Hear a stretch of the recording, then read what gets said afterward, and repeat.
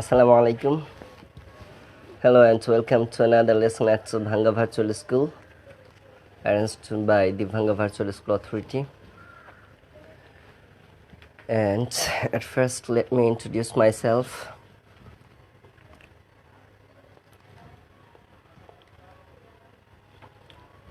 I am Asaduzzaman Rani, and I am an assistant teacher English at Brahmankanda AS Academy High School.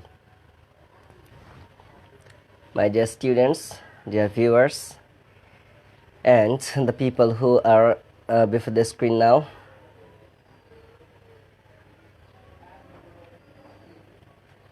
শব্দ কি শোনা যাচ্ছে বা ভিডিওটা কি দেখা যাচ্ছে? কেউ যদি কমেন্ট করে দিত খুব ভালো হতো।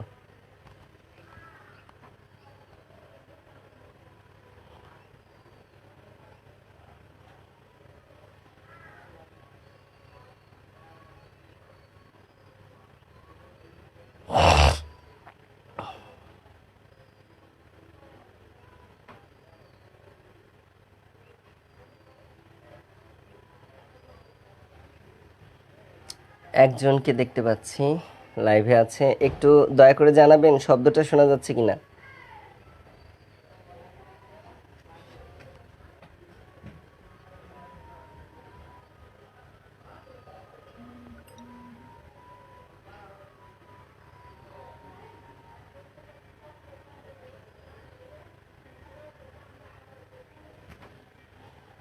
Alright, my dear viewers, today I'm going to talk about one of the most important topics for the SSC candidates of 2021. আর আজকে আমি বিশেষ করে নবম দশম শ্রেণীর শিক্ষার্থীদের জন্য একটা প্যাসেজ নিয়ে আলোচনা করব।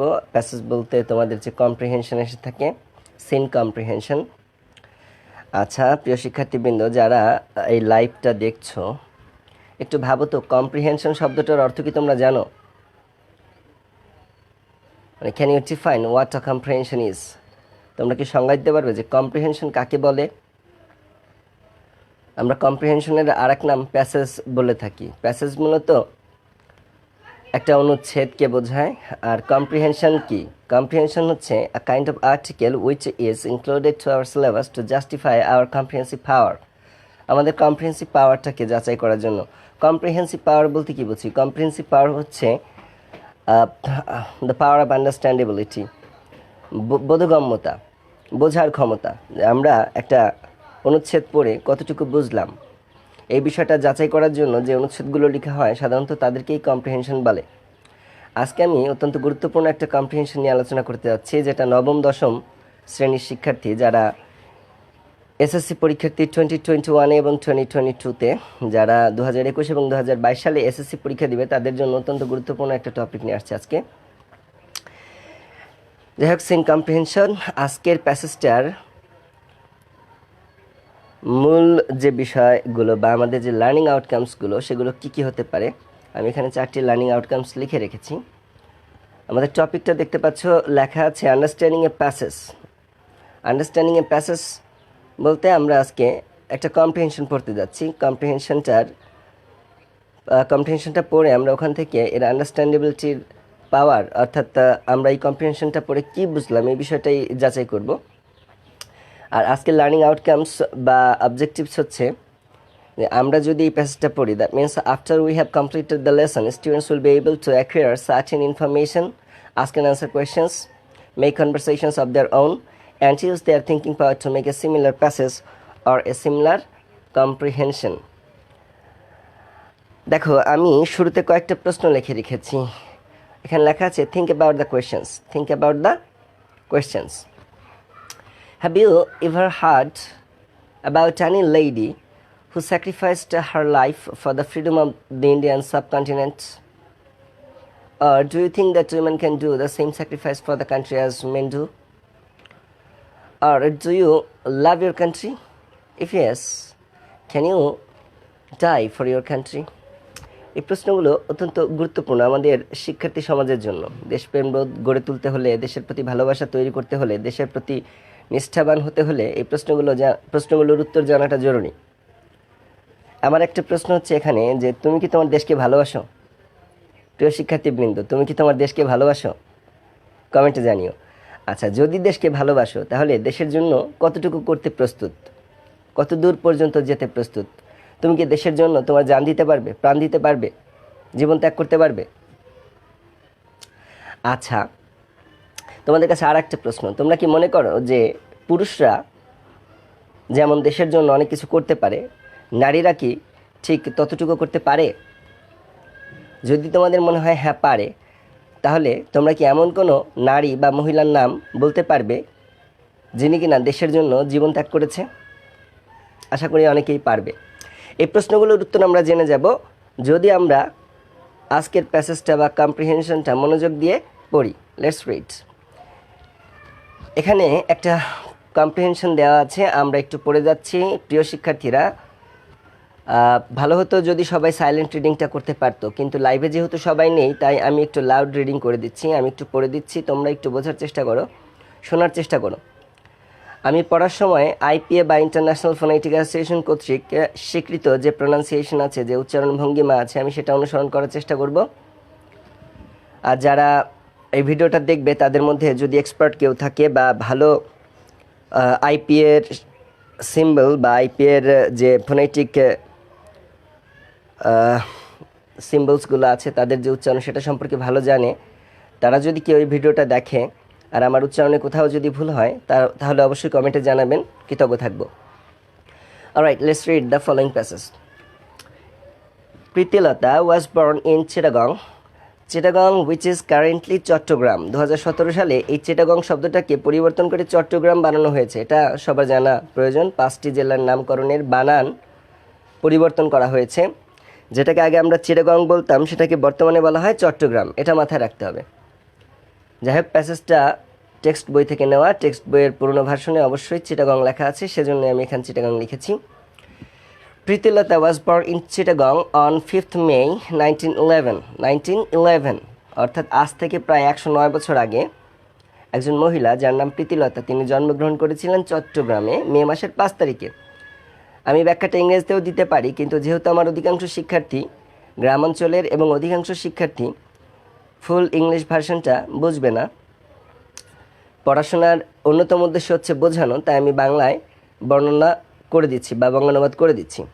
Alright, Pritilata was born in Chittagong on 5th May 1911, 1911 সালের মে মাসের 5 তারিখে চট্টগ্রামে প্রীতিলতা জন্মগ্রহণ করে। She was a meritorious student at doctor Khastagir government girls school in Chittagong and Eden college, Dhaka. She was, তিনি ছিলেন। একটু ভাবো, তোমরা নিজেরা বানাতে পারবে যদি একটু নিজেরা চেষ্টা করো। শি ওয়াজ মানে তিনি ছিলেন, তাহলে আমি ছিলাম ইংরেজি কী হবে? I was. আমরা ছিলাম, উই ওয়ার। সে ছিল, শি ওয়াজ যদি মেয়ে হয়, যদি ছেলে হয় হি ওয়াজ। তারা ছিল, দে ওয়ার। এটা ছিল, ইট ওয়াজ। আমি ছিলাম, আই ওয়াজ। আচ্ছা, তাহলে আমরা দেখি কি লেখা আছে। শি ওয়াজ, তিনি ছিলেন, a meritorious student at Dr. Khastagir Government Girls School in Chittagong. She was a meritorious student. What do you know about meritorious? Meritorious সম্পর্কে আসলে তোমরা কি জানো? Meritorious means brilliant. Meritorious is an adjective and it means brilliant. অর্থাৎ মেধাবী শব্দটার ইংরেজি শব্দ হচ্ছে meritorious. She was a meritorious student at Dr. Khastagir Government Girls School in Chittagong and Eden College, Dhaka. Doctor Khastagir সরকারি বালিকা বিদ্যালয়ের এবং যেটা চট্টগ্রামে অবস্থিত এবং ইডেন কলেজ, ঢাকা, এই দুই জায়গাতেই তিনি ছিলেন একজন মেধাবী শিক্ষার্থী। She finally graduated in philosophy. She finally graduated, তিনি চূড়ান্তভাবে স্নাতক শেষ সম্পন্ন করেন ইন ফিলোসফি, দর্শন তত্ত্বে, উইথ ডিস্টিংশন, মর্যাদা সহকারে, from Bethune college in Kolkata, যেটাকে আমরা কলকাতা লেখা দেখতে পাচ্ছি। এটার পুরনো ভার্সন হচ্ছে ক্যালকাটা। আগে যেটাকে ক্যালকাটা লেখা হতো, এখন সেটাকে কলকাতা লেখা হয়ে থাকে। আর আগে যেটাকে একটু আগে বলেছি, আগে যেটাকে চট্টগ্রাম লেখা হতো সেটা হচ্ছে এখন আগে যেটাকে চিটাগং লেখা হতো এখন সেটা হচ্ছে চট্টগ্রাম। বইয়ে চিটাগং আছে তাই আমরা চিটাগং শব্দটা তুলেছি এখানে। তাহলে she finally graduated in philosophy, তিনি ফিলোসফিতে গ্রাজুয়েট হন উইথ ডিস্টিংশন, মর্যাদা সহকারে, from Bethune college in Kolkata, কলকাতার বেথুন কলেজ থেকে। ইন হার কলেজ ডেইজ, তার কলেজের বছরগুলোতে, Pritilata was an activist, Pritilata ছিলেন একজন কর্মী। অ্যাক্টিভিস্ট মিন্স কর্মী। In the British in the anti British movement, British বিরোধী আন্দোলনের, অর্থাৎ কলেজ জীবন থেকেই তিনি ব্রিটিশ বিরোধী আন্দোলনের একজন কর্মী ছিলেন। তাহলে প্রিয় শিক্ষার্থীরা, এখানে যদি আমি একটু প্রশ্ন করি যে আমরা কার সম্পর্কে পড়ছি, কমেন্টে জানিও। যাই উত্তর আমি দিয়ে দিচ্ছি, আমরা প্রীতিলতা সম্পর্কে পড়ছি। প্রীতিলতা কে? প্রীতিলতা হচ্ছে একজন মহিলা বা একটা প্রথম দিকে ওর জন্ম থেকে বললে যে সে একটা মেয়ে, 1911 সালে মে মাসের 5 তারিখে চট্টগ্রামে জন্মগ্রহণ করেন এবং ছোটোবেলা থেকেই তিনি মেধাবী স্টুডেন্ট ছিলেন এবং তিনি স্কুল জীবনে, কলেজ জীবনে উভয় জায়গাতেই তার কৃতিত্বের সাক্ষ্য রেখে গেছেন। অবশেষে তিনি ফিলোসফিতে বা দর্শন তত্ত্বে তার গ্র্যাজুয়েশন সম্পন্ন করেন। কোথা থেকে? কলকাতার বেথুন কলেজ থেকে। আর তিনি কিন্তু সক্রিয় ব্রিটিশ বিরোধী আন্দোলন কর্মী ছিলেন, অর্থাৎ ব্রিটিশদের বিরোধী যত কর্মী ছিলেন তাদের মধ্যে তিনিও একজন ছিলেন এবং তিনি খুব সক্রিয় ছিলেন। কখন থেকে? তার কলেজ জীবন থেকেই। আচ্ছা, আমরা পরবর্তী প্যারাটা একটু দেখি। All through her life, all through her life is a phrase. All through her life মানে হচ্ছে তার সারা জীবনব্যাপী। অল থ্রু হার লাইফ মানে হচ্ছে সারা জীবনব্যাপী, তার সারা জীবনব্যাপী। তুমি যদি বানাতে চাও নতুন ফ্রেজ যে আমার সারা জীবনব্যাপী, ইংরেজি কী হবে? অল থ্রু মাই লাইফ, আমাদের সারা জীবনব্যাপী, অল থ্রু আওয়ার লাইফ। এভাবে একটা ফ্রেজ দিয়ে অনেকগুলো ফ্রেজ বানানো যায়। আমরা প্যাসেজটা পড়ে ফেলি। অল থ্রু হার লাইফ, তার সারা জীবনব্যাপী, she dreamed of two things, তিনি দুটো জিনিসের স্বপ্ন দেখতেন। A society without gender discrimination, একটা সমাজ যেখানে কোনো লিঙ্গ বৈষম্য থাকবে না।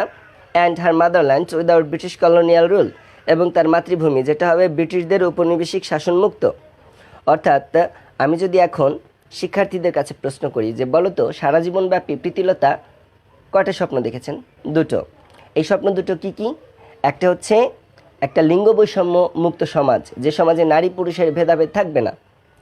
আর একটা বিষয় হচ্ছে কি, তার মাতৃভূমিটা হবে ব্রিটিশদের ঔপনিবেশিক শাসন মুক্ত। ওকে,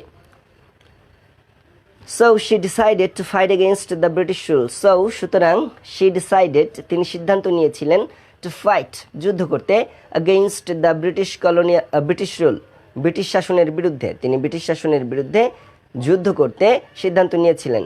সুন আফটার, খুব শীঘ্রই, মানে এর ঠিক পরপরই, Pritilata became the head teacher of Nandankanan Aparnacharan school in Chittagong, অর্থাৎ চট্টগ্রামের নন্দনকানন অপর্ণাচরণ স্কুলের বা বিদ্যালয়ের প্রধান শিক্ষিকা হন এই প্রীতিলতা। গ্র্যাজুয়ালি, ধীরে ধীরে, শি ইনভলভড হারসেলফ, তিনি নিজেকে জড়িয়ে ফেলেন in Surya Sen's armed resistance movement.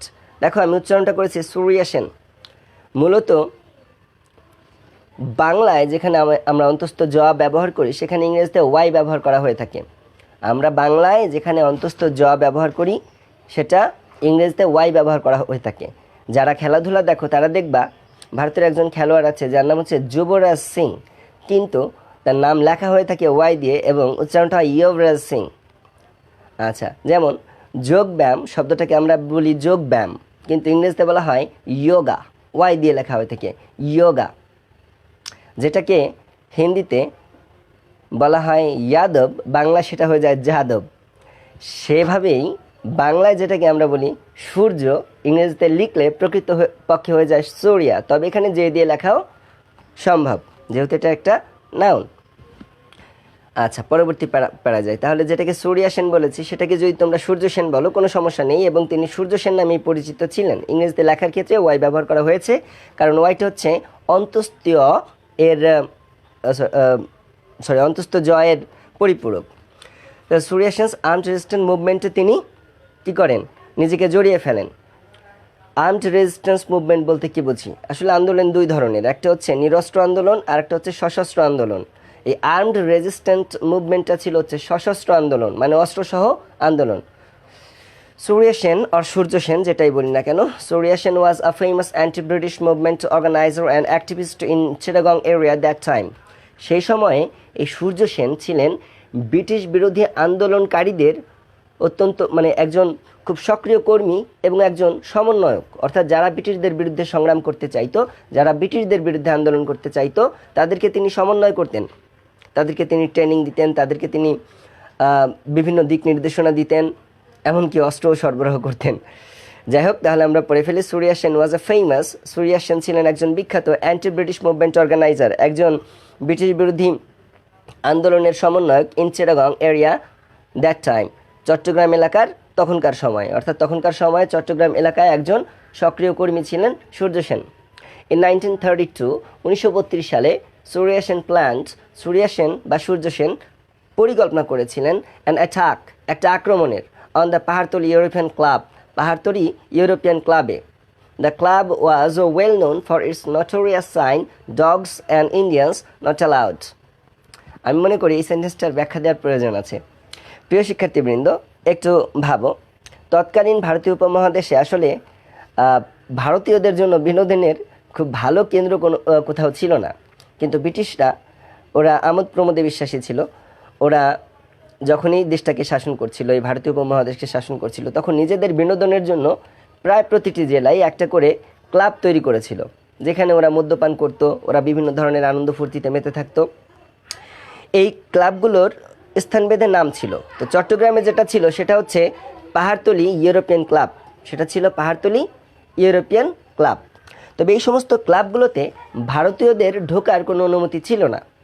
ভারতীয়দের ঢোকার অনুমতি না থাকার মানে অনুমতি তো ছিলই না, সাথে সাথে ভারতীয়দেরকে অপমান করার জন্য, ছোট করার জন্য, নিচু করার জন্য ওরা একটা সাইনবোর্ড লাগিয়ে রাখতো বাহিরে। এই ইউরোপিয়ান ক্লাবগুলোর বাহিরে বড় করে লেখা থাকতো dogs and Indians not allowed, অর্থাৎ কুকুরেরা এবং ভারতীয়রা ভেতরে ঢোকার অনুমতি পাবে না। অর্থাৎ ভারতীয়দের এবং কুকুরদের একসাথে তুলনা করা হতো। অর্থাৎ আমরা যারা ভারতীয় উপমহাদেশের লোকজন, আমাদেরকে তারা কুকুরের মতো ভাবতো। ওদের চিন্তাভাবনা এতটা নিকৃষ্ট ছিল, এজন্য ওরা ওদের ক্লাবগুলোর বাইরে বড় করে সাইনবোর্ডে লিখে রাখতো dogs and Indians not allowed, dogs and Indians not allowed, মানে ইন্ডিয়ানদেরকে ওরা ডগের মতো বা কুকুরের মতো বিবেচনা করতো। যাই হোক, আমরা পড়ে ফেলি। তাহলে সূর্য সেন প্ল্যান করলো অ্যাটাক করার জন্য কোথায়? পাহাড়তলি ইউরোপিয়ান ক্লাবে। আর ওই ক্লাবটা তখন সুপরিচিত ছিল তার নটোরিয়াস সাইনের জন্য। নটোরিয়াস মানে কুখ্যাত, নটোরিয়াস শব্দটার অর্থ হচ্ছে কুখ্যাত। It's the opposite meaning of the word famous. Famous শব্দটার বিপরীত শব্দ হচ্ছে নটোরিয়াস। তাহলে এই ক্লাবটা, the club was well known for its notorious sign, dogs and Indians not allowed. এই ক্লাবটা বিখ্যাত ছিল তার কুখ্যাত নামের জন্য। বলা চলে যে বিখ্যাত ছিল না, সুপরিচিত ছিল তার কুখ্যাত যে সাইনবোর্ড, যে dogs and Indians not allowed, ভারতীয়রা এবং কুকুরদের অনুমতি নাই ভেতরে প্রবেশ করার, এই সাইনের জন্য। পরবর্তী পাড়ায় চলে যাই।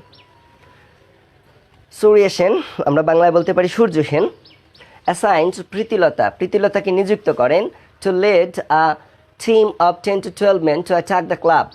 10-12 জন লোকের একটা দলকে নেতৃত্ব দেওয়ার জন্য সূর্য সেন প্রীতিলতাকে নিযুক্ত করেন। দ্য রেইড ওয়াজ সাকসেসফুল, আক্রমণটা সফল হয়েছিল, but Pritilata dressed as a man failed to get out of the club. Pritilata আসলে ওই আক্রমণের সময়, ওই 10-12 জন লোকের দলটাকে নেতৃত্ব দেওয়ার সময় সে আসলে পুরুষের ছদ্মবেশে ছিল, কিন্তু আক্রমণটা সফল হলেও ওই পুরুষের ছদ্মবেশ নিয়ে সে সেখান থেকে বের হতে ব্যর্থ হয়। She committed suicide by taking potassium cyanide to avoid arrest. গ্রেপ্তার এড়ানোর জন্য সে পটাশিয়াম সায়ানাইড নামক মারাত্মক বিষ পান করে মৃত্যুবরণ করেন। She proved that women can work like men. সে প্রমাণ করেছিল যে নারীরাও পুরুষদের মতো কাজ করে। এখানে একটু ব্যাখ্যার প্রয়োজন আছে বলে মনে করি। দেখো, অ্যারেস্ট হওয়া থেকে বাঁচার জন্য তিনি সায়ানাইড বা পটাশিয়াম সায়ানাইড গ্রহণ করে নিজে আত্মহত্যা করেন। কেন করেন? আসলে অ্যারেস্ট হলে তৎকালীন সময়ে ব্রিটিশ বিরোধী আন্দোলনের কোনো কর্মীকে যখন অ্যারেস্ট করা হতো, যখন তাদেরকে গ্রেপ্তার করা হতো, তখন তাদের উপরে নির্যাতন চালানো হতো, মারাত্মক নির্যাতন। কিসের জন্য? তথ্য বা ইনফরমেশন আদায়ের জন্য। কি তথ্য? আচ্ছা, কি তথ্য? একজন ব্রিটিশ বিরোধী আন্দোলন কর্মীকে যদি ইংরেজরা আটক করতে পারতো, তাহলে তার উপরে নানান ধরনের অত্যাচার করে, তার উপরে নির্মম নির্যাতন চালিয়ে তার কাছ থেকে তথ্য বের করা হতো যে সে কোথায় প্রশিক্ষণ পেল, তাকে কারা প্রশিক্ষণ দিল, তাদের হাইড আউট বা লুকানোর স্থান কোথায়, তাদের দলে আর কে কে আছে, স্থানীয়ভাবে কে কে জড়িত, এই বিভিন্ন বিষয় জানার জন্য আক্রমণ করত, গ্রেপ্তার করত। এজন্য একজন যদি গ্রেপ্তার হতো তাহলে ভয় ছিল যে একটা সম্পূর্ণ দল, ক্ষেত্রভেদে দলের বাইরে আরও বহু মানুষ ব্রিটিশদের নির্যাতনের শিকার হবে। এজন্যই তারা গ্রেপ্তার হওয়ার চাইতে আত্মহত্যাটাকে বেছে নিত। প্রীতিলতাও তাই করেছিল। সে কী করেছিল? সে committed suicide by taking potassium cyanide to avoid arrest যাতে না হয় সে পটাশিয়াম সায়ানাইডকে আত্মহত্যা করে। She proved that women can work like men. তিনি প্রমাণ করেছিলেন যে মহিলারাও পুরুষদের মতো কাজ করতে পারে। আমি প্যাসেজটা শুরু করার আগে শুরুতেই প্রশ্ন করেছিলাম যে তুমি কি মনে করো যে নারীরা পুরুষদের মতো কাজ করতে পারে বা পুরুষদের মতো দেশের জন্য আত্মত্যাগ করতে পারে?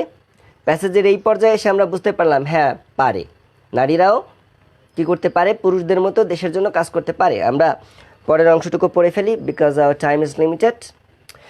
শি অলসো প্রুভড দ্যাট, তিনি আরও প্রমাণ করেছিলেন যে women two needed to B prepare to sacrifice their lives for the freedom from the British colonial rule. তিনি আরও প্রমাণ করেছিলেন যে মহিলাদেরও দরকার ছিল তৈরি থাকা নিজেদের জীবন পর্যন্ত ত্যাগ করতে ব্রিটিশদের ঔপনিবেশিক শাসন থেকে স্বাধীনতাকে অর্জন করতে। অর্থাৎ ব্রিটিশদের ঔপনিবেশিক শাসন থেকে ভারতীয় উপমহাদেশের স্বাধীনতার জন্য পুরুষদের মতো নারীদেরও জীবন ত্যাগ করা পর্যন্ত লাগতে পারে, এই বিষয়টা তৈরি থাকা প্রয়োজন ছিল, এটা তিনি প্রমাণ করেছিলেন। হার ড্রিম কেম ট্রু, তার স্বপ্ন সত্য হয়েছিল। মনে আছে তার স্বপ্নের ব্যাপারে? আমরা বলেছিলাম প্রীতিলতার দুটো স্বপ্ন ছিল। সেই স্বপ্ন দুটো কী কী মনে আছে? স্বপ্ন দুটো হচ্ছে তার দেশটা হবে ব্রিটিশদের ঔপনিবেশিক শাসন মুক্ত এবং তার সমাজটা হবে লিঙ্গ বৈষম্য মুক্ত। তাহলে আমরা প্যাসেজের শেষ পর্যায়ে দেখতে পাচ্ছি যে তার ড্রিম বা তার স্বপ্ন সত্য হয়েছিল। The British rule came to an end though she couldn't see it during her life time. অর্থাৎ তার যে স্বপ্ন সেটা সত্য হয়েছিল, কিন্তু সে তার জীবদ্দশা সেটা দেখে যেতে পারেনি, কারণ সে ওই পাহাড়তলি ইউরোপিয়ান ক্লাব আক্রমণ করতে গিয়ে আক্রমণটা সফল হলেও তিনি নিজেকে বাঁচাতে পারেননি। গ্রেপ্তার এড়াতে তিনি আত্মহত্যা করেছিলেন। প্যাসেজটা এই পর্যন্তই। এখন শিক্ষার্থীদের বাড়ির কাজ হচ্ছে, এখানে আমরা কয়েকটা প্রশ্ন দিয়েছি, প্রশ্নগুলো ভাববে, এর টেন্স অনুসারে যে টেন্সে প্রশ্ন করা আছে সেই টেন্সে উত্তর দেওয়ার চেষ্টা করবে। তোমরা একটা খাতায় নোট করে এই প্রশ্নগুলো লিখে ফেলবে। তোমাদের 5টা প্রশ্ন আসবে বোর্ড পরীক্ষায়, 5টা প্রশ্ন 10 মার্ক। প্রশ্নগুলো একটু খেয়াল করি। আচ্ছা, হু ওয়াজ প্রীতিলতা? একেবারে সহজ প্রশ্ন। হু ওয়াজ প্রীতিলতা? প্রীতিলতা কে ছিল? দেখো প্রশ্নটা, হু ওয়াজ প্রীতিলতা? প্রীতিলতা কে ছিল? উত্তর দেওয়ার সময় প্রীতিলতাকে সাবজেক্ট ধরে তোমরা আগে নিয়ে আসবা। প্রীতিলতা ওয়াজ ... আমি ব্যাখ্যা দিলে অনেক দিতে পারি, তোমরা চেষ্টা করো, এটা তোমাদের বাড়ির কাজ। What did she dream through her life? তার সারা জীবনব্যাপী সে কী স্বপ্ন দেখেছিল? আমি কয়েকবার বলেছি প্যাসেজ পড়ার সময়, তোমরা ভিডিওটা আবার রিভাইজ করে দেখো এবং বই থেকে প্যাসেজটা একবার সাইলেন্ট রিডিং, 2বার লাউড রিডিং করো, বাড়িতে একটু পড়ো, তারপরে এই উত্তর পেয়ে যাবে। মনে রাখবে টেন্স রক্ষা করতে হবে উত্তর দেওয়ার সময়, অর্থাৎ এখানে মেইন ভার্বটা হচ্ছে ড্রিম, তাহলে উত্তর দেওয়ার সময় ডিডটা উঠে যাবে এবং ড্রিমের সাথে ড্রিমের পাস্ট ফর্মটা ব্যবহৃত হবে। উত্তরটা হবে এরকম, সে ড্রিমড থ্রু হার লাইফ ... মানে হচ্ছে তোমরা এটা ভাববে কি কি স্বপ্ন সে দেখেছিল। আমি বারবার বলে দিয়েছি, একটু ভাবো, পেছনে রিভাইজ করো, পেয়ে যাবে। Question number C, how did the British rule come to an end? কীভাবে ব্রিটিশ শাসনের সমাপ্তি হলো? এটা সম্পর্কে আমরা জানি, প্যাসেজের মধ্যে হুবহু দেয়া নেই। আসলে অনেকগুলো আন্দোলন, অনেকের আত্মত্যাগ, বিভিন্ন বিষয়ের সক্রিয়তা, সব কিছু মিলিয়ে বিশেষ করে শেষের দিকে মহাত্মা করমচাঁদ গান্ধীর যে অহিংস আন্দোলন, এই নানান আন্দোলনের সমন্বয়ে প্রায় 190 বছর পরে, অর্থাৎ 1757 সালের থেকে যে ব্রিটিশদের যাত্রা শুরু হয়েছিল অফিসিয়াল শাসনের, সেটার সমাপ্তি ঘটে 1947 সালের অগাস্টে। 1947 সালের এই 14ই অগাস্টে পাকিস্তান নামে এবং 15ই অগাস্টে ভারত নামে একটা স্বাধীন রাষ্ট্রের জন্ম হয় এবং ব্রিটিশরা এই ভারতীয় উপমহাদেশ ছেড়ে যায়। আচ্ছা, পরের প্রশ্ন, how did Pritilata prove women can work like men? কীভাবে প্রীতিলতা প্রমাণ করেছিল যে নারীরাও পুরুষদের মতো কাজ করতে পারে? দেখো ডিড দিয়ে প্রশ্ন করা আছে, উত্তর দেওয়ার সময় ডিডটা উঠে যাবে, মেইন ভার্ব প্রুভের পাস্ট ফর্ম, অর্থাৎ প্রুভড হবে। বাকিটা তোমরা ভাববে, তোমরা লিখে ফেলবে। Why did she go to receive higher study? তিনি উচ্চশিক্ষা অর্জনের জন্য কোথায় গিয়েছিলেন? আমরা সবাই জানি তিনি কলকাতার বেথুন কলেজ থেকে উচ্চশিক্ষা অর্জন করেছিলেন ফিলোসফিতে। তাহলে এখানেও 5টে প্রশ্ন আছে, উত্তরও 5টেই হবে। ডিডটা উঠে যাবে উত্তর দেওয়ার সময়, গোয়ের পরিবর্তে ওয়েন্ট হবে। আশা করি তোমরা বুঝতে পেরেছো? তাহলে এই প্রশ্নগুলোর উত্তর তোমরা একটা নোট খাতায় তুলে ফেলবে, এই ভিডিওটা কয়েকবার দেখবে, মূল বই থেকে প্রীতলতার প্যাসেজটা কয়েকবার পড়বে, এই শব্দগুলো জানার চেষ্টা করবে এবং এই প্যাসেজটা যদি পরীক্ষায় আসে বা আসতে পারে এই ধারণা নিয়ে পড়াটা তৈরি করতে হবে, গুরুত্ব দিতে হবে। তাহলে আজকের ক্লাসটা এই পর্যন্তই। সবাই ভালো থাকো, সুস্থ থাকো। আমি আবারও আসবো। আনটিল দেন, আল্লাহ হাফিজ। Thank you all for watching the video.